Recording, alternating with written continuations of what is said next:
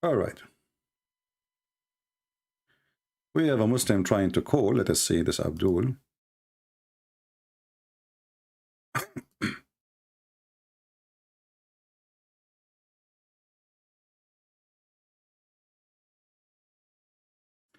Trying to call him. Let us hope he will answer. Hello?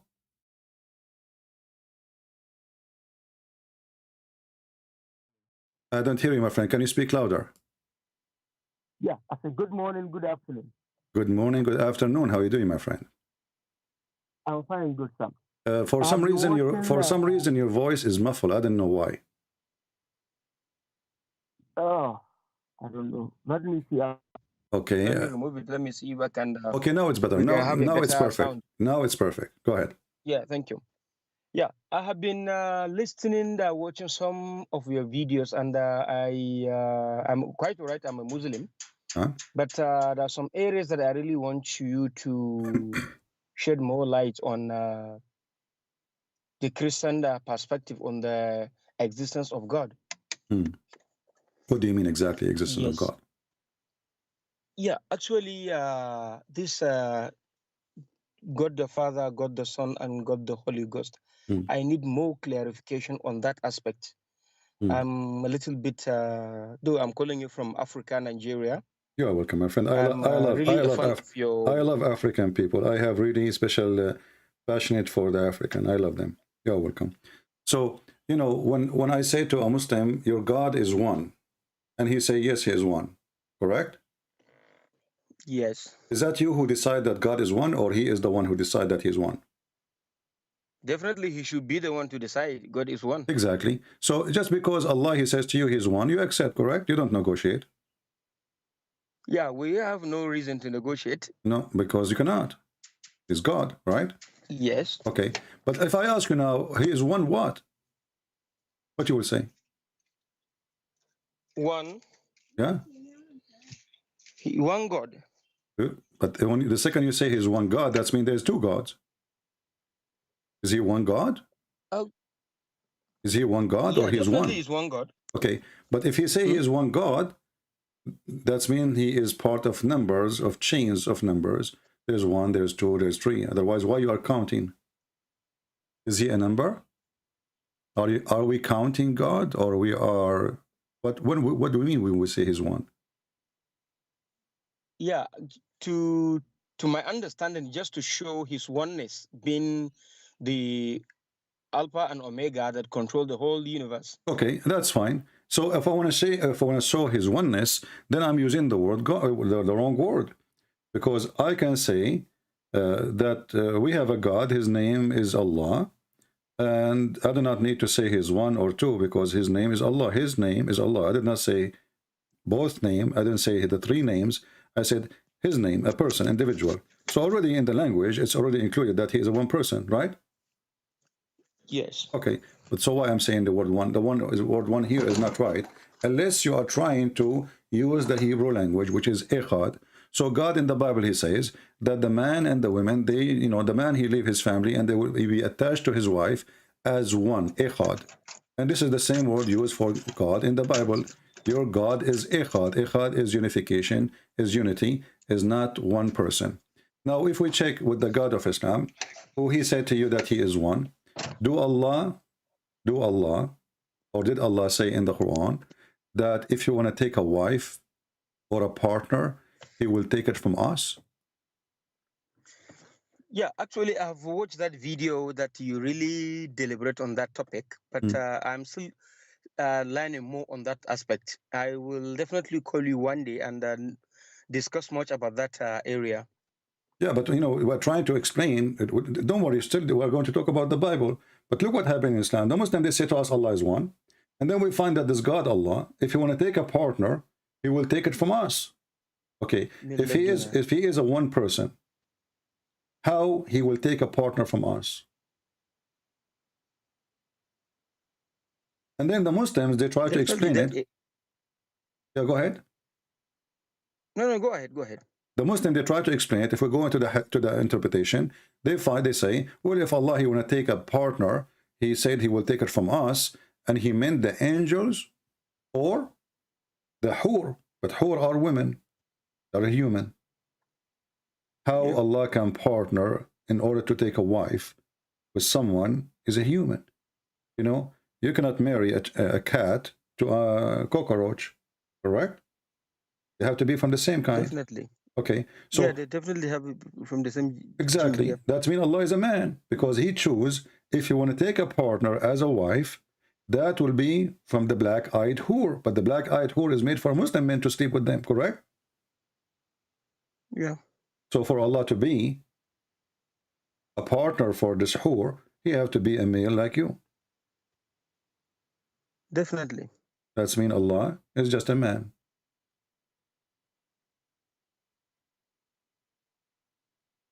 Yeah, going by this perspective, based on the explanation, definitely he is a man. Okay. Not only this, only this, Muhammad, because he was under the influence of Christianity and Judaism, he claimed, he learned from the Jews and the Christians that the Messiah is coming back.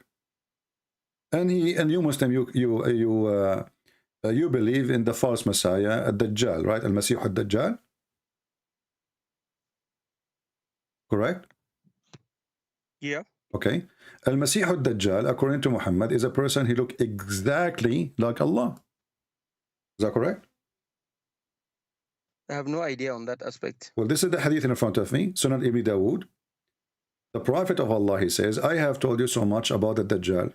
Between two brackets, the Antichrist. The Muslims don't believe in Antichrist. They believe in the false Messiah. He can do miracles. He can even cut a human being to pieces and put him together. That I am afraid that you may not understand. The Antichrist is short, hinted, woolly-haired, one-eyed, and eyesightless, neither protruding or nor deep-seated. If you are confused about him, know that your Lord is not one-eyed. So what this hadith is saying, Muhammad is afraid that the Muslim, they will think that the false Messiah is the same as Allah. He's trying to warn them that there is a difference between the false Messiah and your Lord. What is the difference? The eye. One eye of this false Messiah is damaged. So when you see somebody, by who? We don't know. He is damaged. That's it. Maybe he is this way. He's made this way. So you should know. You should know that if you are confused about him, if you are what? Confused, know that your Lord is not one-eyed. So Muhammad is saying to the Muslims, you might be confused and think that this guy is Allah. Why? Because he looks exact like Allah. They look alike. They look alike. This hadith should be, to make it more accurate actually, he should say, because remember, the guy, he is coming as a false Messiah, correct? Yeah. Okay, so Muhammad should tell them, well, you should know that the true Messiah looked like that, right? Correct? Correct. Because this guy, he's claiming to be the Messiah, but he's a false Messiah. So why Muhammad saying you should know? So why Muhammad saying to him, you should know that your Lord is not one-eyed, unless Muhammad, he worshipped Jesus. And the Lord here is Jesus. Because the person who is coming, this false Dajjal, he is claiming to be Jesus. He is not claiming to be Allah. That's why his name to be Jesus. Yeah. Yeah. So this is why they call him Al-Masih al-Dajjal, the Messiah, the liar. So he is a false Messiah. So he is claiming to be the Messiah. So why Muhammad, he is saying, you should know that your Lord is not one-eyed. Your Lord here must be Jesus. And this is mean that in a certain point, Muhammad, he believed that Jesus is God. Otherwise, if he is talking about Allah, not Jesus, that means Allah look like Jesus too. Because remember, the false Messiah is a man. Correct? Yes. Okay. So why Muhammad is worried that the Muslim, they might think that this false Messiah is Allah? And how we can recognize the difference between them? Just one eye.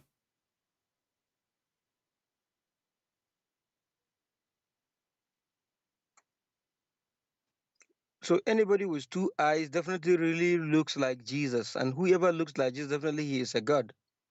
And this is funny, by the way, because I mean, this is the only difference between this guy. He can't cut a human being, put him together. He can't fix his eye. I mean, Muhammad, he says to you that this guy, he can chop a person by his sword and make him two pieces. You know, he can make him shish kebab and he can put him together. So this guy, he can, is a creator, obviously. Then, you know, so how come he cannot fix? He can go to a surgery like in Thailand. They change your gender. You know, they install a new, they install a new ass for you if you like to have a big ass. So this guy, he can go to Thailand. He can get a new eye. And here we go, we will not know that he is the Dajjal. What does that mean? I mean, this is a stupid statement. But here you notice how Islam is a very confusing cult. And you don't have a God, my friend. He's one. Actually, that is why I really call you. I really want to have some clarification about the Jesus Christ, his the miracles and his being as a Lord and Savior to the Christians. I just want to have more information and more light on what it is.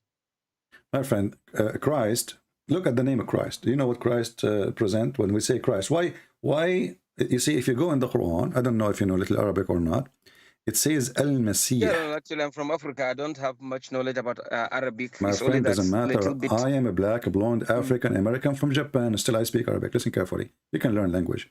Listen, the Quran says Al-Masih. Al, in the language today, mean the. Al, in the old Aramaic and Hebrew, mean God. You will notice not even one time the Masih is mentioned as Masih. He is Al-Masih always. Al, we add it before a name only if it is godly name or nothing like it. There's only one person, one individual. Okay. So the Muslim, they say Allah, right? Yeah. Okay, Al-Masih. Why you don't say Al-Muhammad? Because there's many Muhammad. But there's only one Messiah. And why there's only one Messiah? Why Muhammad is not the Messiah? Why Muhammad is not the one who come at the end of the time to finish everything? Why the shaitan, when he see Muhammad, did not dissolve as when he see Jesus, as Muhammad said? When shaitan he see Jesus, the Messiah, he will dissolve as salt dissolve in water. What do you think about that, my friend? I don't know what's your name. What's your name? Can I say your name? Yeah, of course. My name is Abdul. Abdullah. The very common name you normally mock. Yeah, Abdul, exactly. I'm not mocking, by the way. This what is your name? You know, you must have already funny. I love speaking to you, Christopher. This is my first time to talk to you, and I'm very happy to hear and listen to you. Yeah. Definitely, we keep on talking, and I'll keep on making my personal research, and I'll be calling you at your own time, so that it shed more light on what my the way to go in these religious discussions. Yeah, but my friend, the purpose of our conversation is not the conversation. The purpose is to understand and to help you. So I understand, yes. Yeah. So I want you to help to focus with me. Why Shaitan, when he see Jesus, he will dissolve as a salt dissolve in water? I'm trying just to find the hadith. To my understanding, because he is scared about seeing him, because he's a kind of a very strong, powerful being to him. So why Muhammad, Shaitan, he come to him, Shaitan, he jump in his shoulders, Shaitan, he command him, Shaitan don't dissolve when he see him. How come Shaitan don't dissolve when he see Allah? But when he see Jesus, and this is the hadith in front of you, and this is Sahih, it says here at the end of the hadith, that when the Messiah come to this earth, the evil one, the Shaitan, when he see him, then he would dissolve completely. He would dissolve. Like what? Like salt dissolve in water. This is the power of Jesus. So if Jesus is just a man, as the Muslims they say, and Jesus is just a messenger, well, Jesus, he can do what nobody can do, to the point he do not even need to do anything to Satan. Satan, he see him, he dissolve like salt in water. What kind of power we are talking about? Definitely, it should be a supernatural power. There must be divine power, right? Yeah, supernatural Because remember, divine power. Satan is very powerful too, right? Satan is very powerful. And Muhammad, he described even what this Antichrist would do. Like he can he can hit the ground and make it gold, turn it into gold. He can order the dirt, and the dirt will open wide, and gold and jewel will come. This is what Muhammad said about the Dajjal. The Messiah, his present is too holy to the point when Satan he see him, he dissolve like salt in water. So my friend Abdullah, how in the world you follow such a man like Muhammad, who is filthy, fornicator, child molester, thief, criminal, fabricator of Quran, who make verses saying any woman she can give herself to the Prophet, and obviously this have nothing to do with God. How someone like you, coming from a good family, accept someone to be his prophet like Muhammad, and forsaking the holy Messiah, who, as you see, Satan, when he see him, he dissolve in water. That is the reason for me to call you, so that I need more clarification on the Jesus Christ. What more clarification you want, Abdullah? Come on. I mean, look at this. This is your prophet witnessing to Jesus. The only information, Christian Prince, the only information we get as a young Muslims as we are growing, that Jesus didn't die on the cross, he's a messenger of God. That's the only information we get. I will tell you a story. This has happened to me. I was sitting with two Muslims, two Egyptian Muslims, you know. One of them is an old man, older, and the other one is younger, like, you know, he's younger than the other one. The younger one, he knew that I'm an Arab and I am a Christian, and that will hurt the Muslim feeling. How in the world this guy is an Arab and he is not a Muslim? So he said, you know, I have a question to you about Christianity. The older guy, he said to him, don't go there. The guy, he said, why not? Why not? You know, I said to him, it's okay, it's okay. The older man, he told him, trust me, don't go there, because he spoke to me before about religion. So he knew. The younger one, he insists. So he said to me, if your God is the Father and he have a son, his name is Jesus, how come the Father did not save his son when he was on the cross? Do you understand the question, Abdullah? I understand very well. Okay. I understand very well. So I said, okay, that's wonderful. So you are saying to me, if God, the Father, and he have a God, the Son, and then the God, the Father, he should save his son from being on the cross, correct? Yes. He said, yes, because the Father, the first thing a father would do, what he would do, he would save his son. I said, okay, no problem. But that's mean that Jesus must be the Son of God. He said, why? He said, because in Islam, his father saved him. So if we follow your logic, Jesus is the Son of God in Islam, but not in Christianity. So the Muslim, they have a very awkward understanding of the crucifixion of Jesus, and they try to manipulate the story to make it fit with their propaganda and their religion. But the second they start asking questions, supposedly it is a serious question, they find that they are demolishing their cult. So my friend Abdullah, you don't have a religion. Muhammad is not a prophet. Allah is not God. The God who did not know how the baby is created cannot be God. The God who threatened Christian Prince, if you don't believe in me, believe in Muhammad, I'm going to erase your face. And nothing happened. Not a single Christian, his face is lost. Not a single Christian, he lost his eyes. The one who promised them that I will make your face in the back of your head, and I will erase your mouth, your eyebrows, your eyes, everything will go. And then the Christians, they woke up in the morning, and they are until now waiting. And Allah, he promised them, the same as we did to people of the book before you, the Jews, we made them monkeys.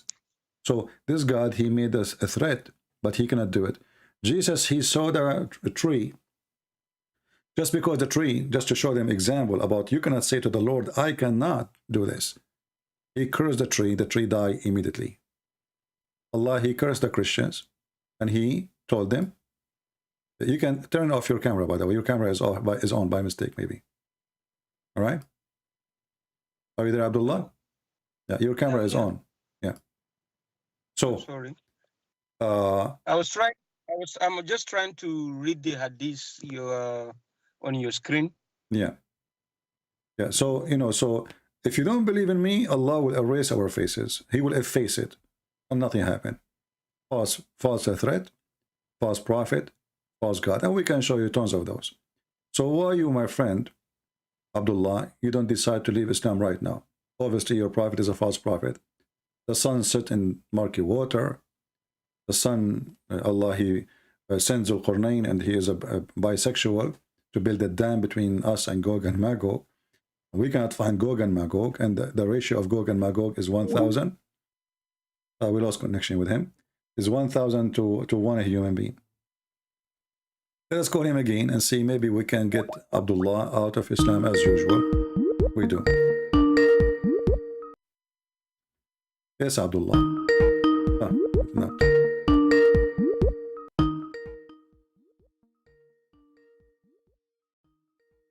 But maybe he lost his connection, I'm not sure. We're trying to call again.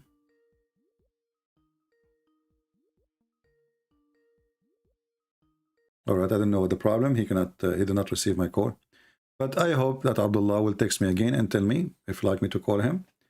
And we hope to hear from him that he decided to leave Islam. Let us hear. We have another Muslim.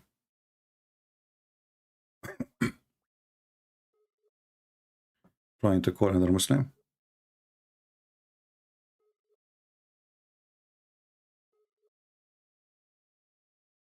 And you know, the Muslim, they say, they get surprised about the number of Muslims leave Islam after talking to me. It's not me who is making you leave Islam, it's a religion. What is this? How this can be even from God for a second? This guy is not answering it. Let's see different Abdul. If you are Abdul, you like to talk to me, please text me and I will call you.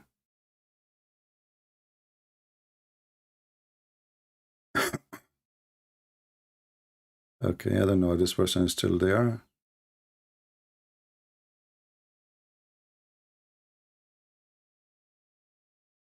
You know, the problem is Muslims, they start calling. The second they see somebody talking, they start all of them they call.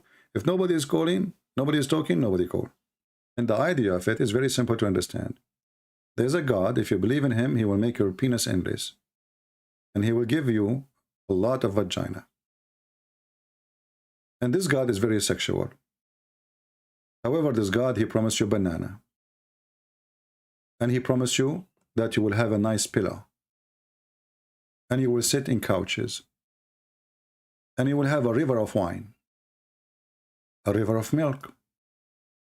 Your women, they will be jailed inside their tents because this is the God of the Arab.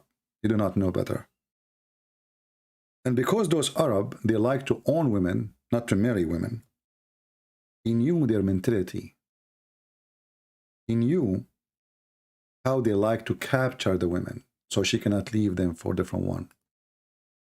That's why Muslims, they build houses with high walls, so the neighbors cannot see inside the house. They're females. It's an ownership. He is so worried about somebody seeing her feet because he speaks of himself. He knew himself when he looked at women what he see. Islam did not teach you decency. And this is why those whores, they will be jailed inside their tents. Because Muhammad is speaking to people who believe in women ownership. A woman, she is just made for a purpose, and that purpose is bed, according to Islam. And Muhammad, he wanted them to be sure that they will get what they like to get. What do you like to have? The Arab, they are Bedouin. They take a shower once a year, or maybe once every few years. Water is not exist, very rare. So what we can promise them? Grass. Green grass. If the followers of Muhammad is people who live in Netherlands, that promise will be weird.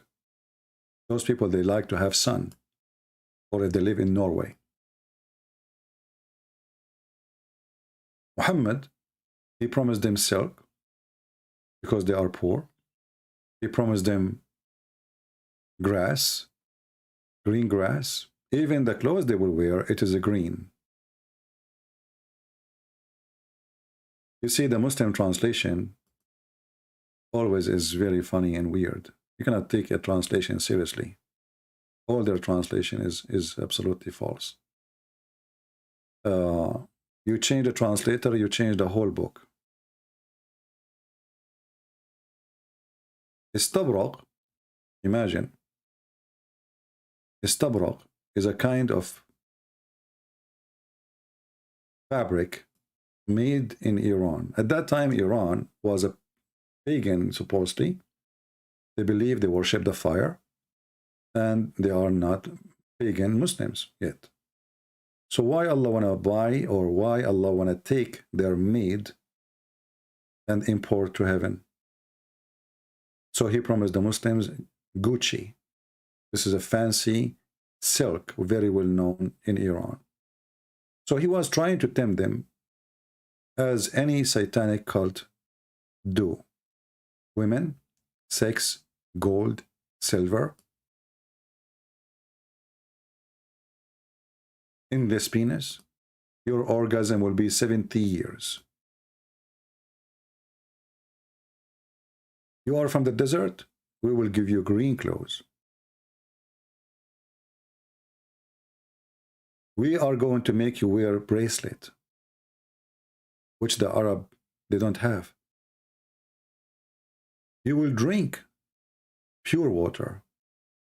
The Arab, they drink their water even with their animals. All the promises is a promise of people of the desert.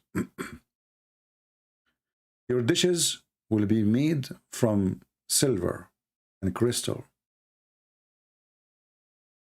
You will have servants. They are little boys.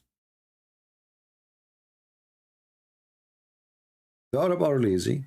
It's not a secret. That's why they are the most less productive nation in this earth. So he promised them that even the grape, you don't need even to go and stand up to grab it. The grape tree is so down to you, to your hand. Just grab it. And he repeat himself again. Silk, green silk, pillow. Have you ever heard of a God? He promised me a pillow, a couch. This is from God. So you notice here that this God, he speak to your sexual desire and your belly. Islam, all of it is focused in the belly and down. There's no love. The women, they will love. You see, God, he created Adam and Eve, not Adam and 1,000 Eve. So why I go back to heaven and I find a lot of women waiting for me?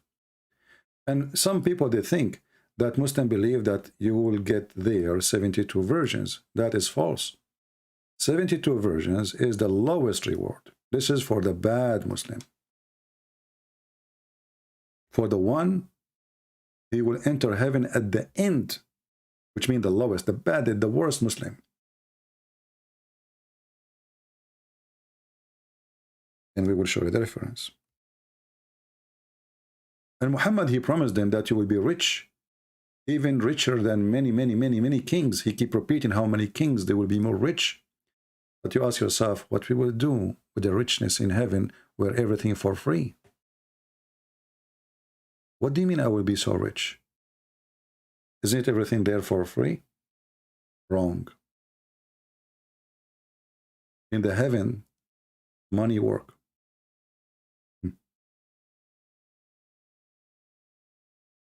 In the heaven, there is a bazaar. And this bazaar have nothing to sell and buy in it, except sex magazine. It's hard to believe that this religion teach that. But as you know, we don't say things without showing reference.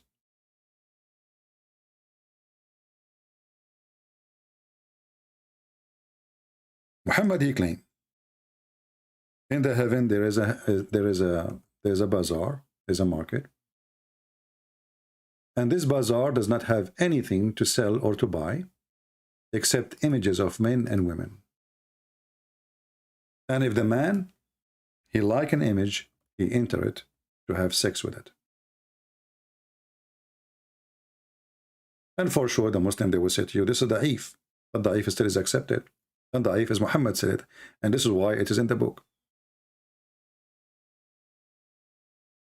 In the heaven, إن في الجنة لسوق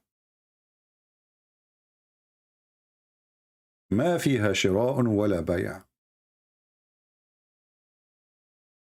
Indeed, Muhammad said, in paradise there is a market, which there is no buying nor selling except images of men and women.